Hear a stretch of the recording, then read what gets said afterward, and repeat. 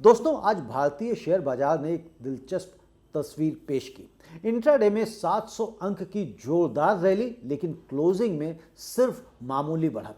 तो सवाल यह है, क्या बाजार में ताकत है या सिर्फ ऊपरी स्तरों पर प्रॉफिट बुकिंग का संकेत है?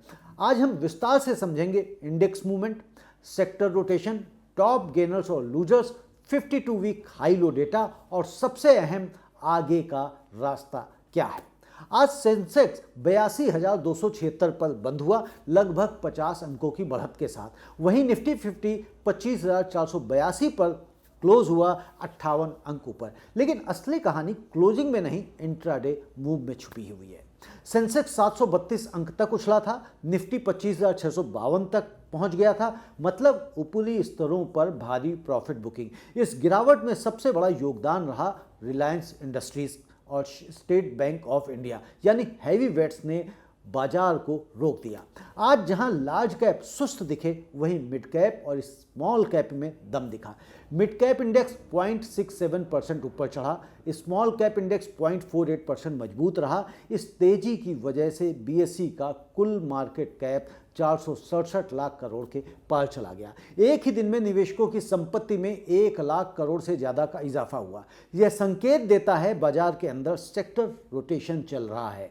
स्मार्ट मनी धीरे धीरे बड़े शेयरों से निकलकर चुनिंदा मिड कैप में जा रही है।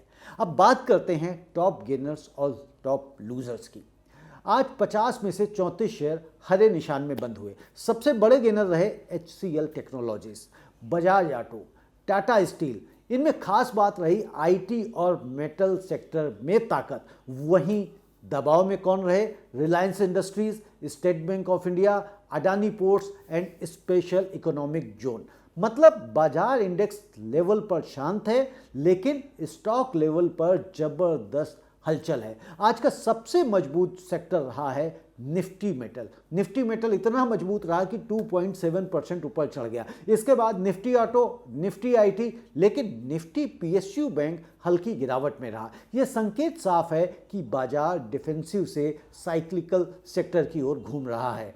अब बात 52 week high versus 52 week low data की। आज 114 शेयर 52 वीक हाई पर पहुंचे। इनमें शामिल थे NTPC, Tata steel, Bajaj auto. लेकिन दूसरी तरफ 323 शेयर 52 वीक लो पर भी गए, जैसे Suzlon energy, Indian railway finance corporation. इसका मतलब क्या है? बाजार ब्रॉड बेस्ड रैली में नहीं है, यह स्टॉक स्पेसिफिक रैली है। यह समय इंडेक्स नहीं, बल्कि सही स्टॉक चुनने का है।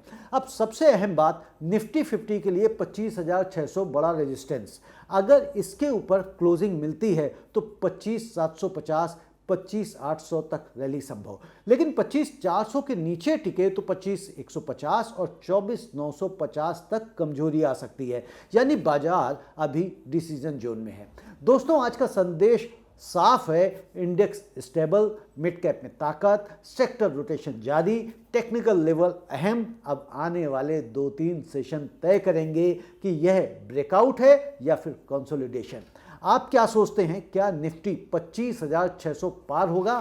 कमेंट में लिखकर अवश्य बताएं। अगर वीडियो आपको पसंद आया हो तो लाइक और सब्सक्राइब जरूर करें। हम रोज इसी तरह डेटा के साथ विश्लेषण लेकर आते रहेंगे। धन्यवाद, नमस्ते।